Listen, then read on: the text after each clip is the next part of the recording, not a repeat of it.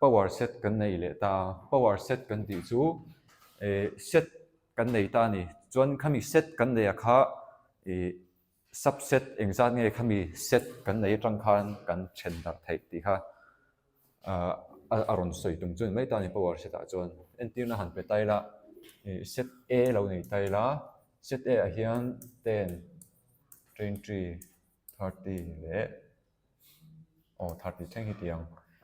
hemi set a tang hian engzat nge subset lo om thei ti kha zona kha lo om ta ni chuanin han en tai la ama sabera kan hre tur chu empty set hi eng set a po hian subset avani ti kha kan soi to ni tro om zia chu a subset ma saber om thei chu empty set phi kha ni ta ni chuanin a dot lian en le tai la ten hi etian han pe tai la han pe tai la tro hei hi set a kha lo ni ta ni chuanin set a a hian set hemi set a tang hian subset om kha zong lo kha ron ti ta om zia chu set subset om thei chu ten kha thanin om thei ni tro chuanin 20 po kha hian a thanin set a chunga hian om theia om zia chu ten hi subset of a ti nan ta chuan 20 po hi subset of b ani ta chuan chu tiang bokin 30 po hi subset of b khan thei po ni chuanin hetiang bok hian pahnih in a kal kop thei ta set subset hemi a chunga hian subset kha element pahnih pon a kal thei ta 20 comma le 30 b po hi subset of a ti po hang soi theia 10 into 20 po kha chu tiang bokin chuan 10 into 30 te khateng khan combination khan a kal kop thei ta ti na chu 10 te 20 te 30 te chuan 10 comma curly bracket chunga kan ta nga comma 20 chuan 20 comma 30 chuan 10 comma 30 te pawh khan ni thei tina in chu chuanin kan hre reng tur chu every set is a subset of itself kan ti tro om je chu 10 comma 20 comma 30 po hi hemi a subset hi vani ve le thei tina chu chuanin heng ho zong hi a sang te te hi heng ho hi subset of a kan ti chuan ta chuanin power set kan ti chuan hetianga han set min pe ka tanga a subset om kha hetiang amal te te han zong kha boi thak ta ni chu kha ending power set kan ti ma hian ending kan zon mu theiang ti kha zo na kha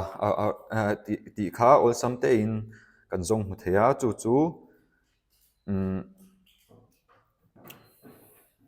thoi chelo kong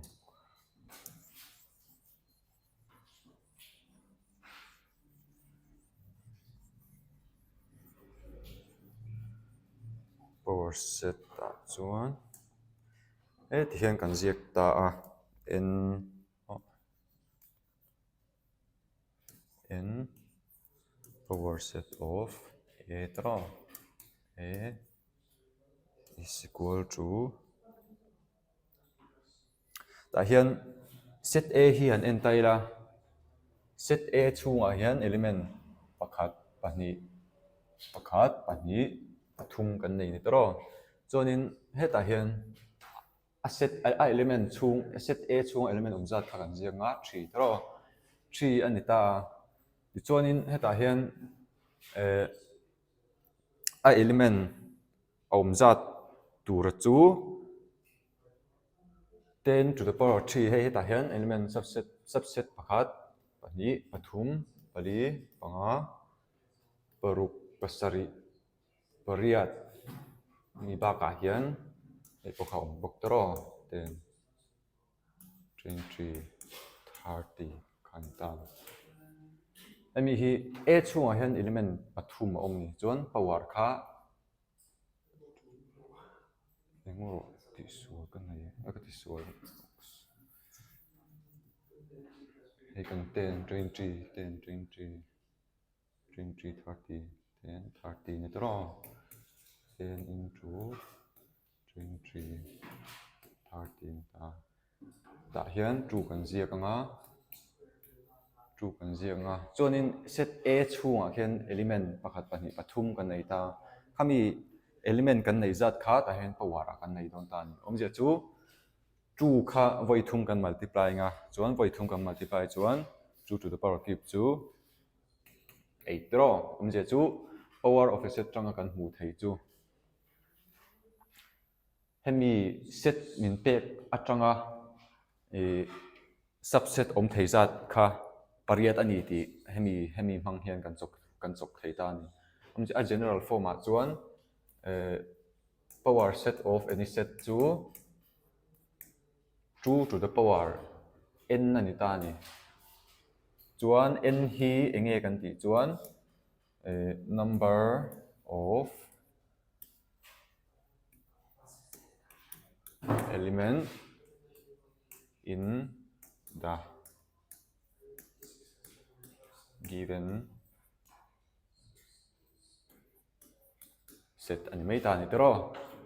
hei hi power of a set chunga subset om zat kan zon dan chu ni ta ni chuanin a to pera chuan universal set kan nei ta universal set kan ti chuan set om zong zong question min pek zong zong chi hawang khamo khatiang hawang zong zong khai khom tu khan ta ni antinan set a le b bok ke lo en le tai la a le b ni lo pon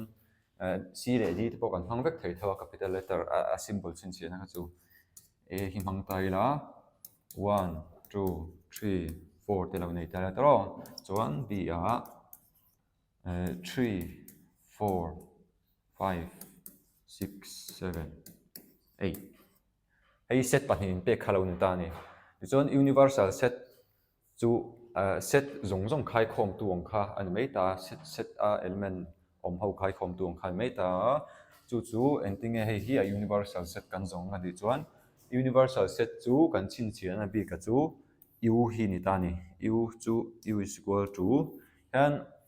set pahnih hian en tai la set a ah hian 1 2 3 le 4 kan nei ni tro ka kan zi ma saphat nga 1 2 3 4 chuan set b hin en ve le tai la set a om 3 le 4 kha om ve ve tho ni hei hi thian 3 4 tin kan ziak non to lo tur ni heta lo va om sang kha common anga kan la top don tin an chu ani chuan 3 le 4 hi chu kan consider ngai lawa 5 6 7 8 set a om lo zong kha kan ziak le 5 6 7 8 kha kan universal set chu ni ta tin ani chu khang khau zong kha unit 1 chapter 2 tanga kan topic rong cover thei chu ni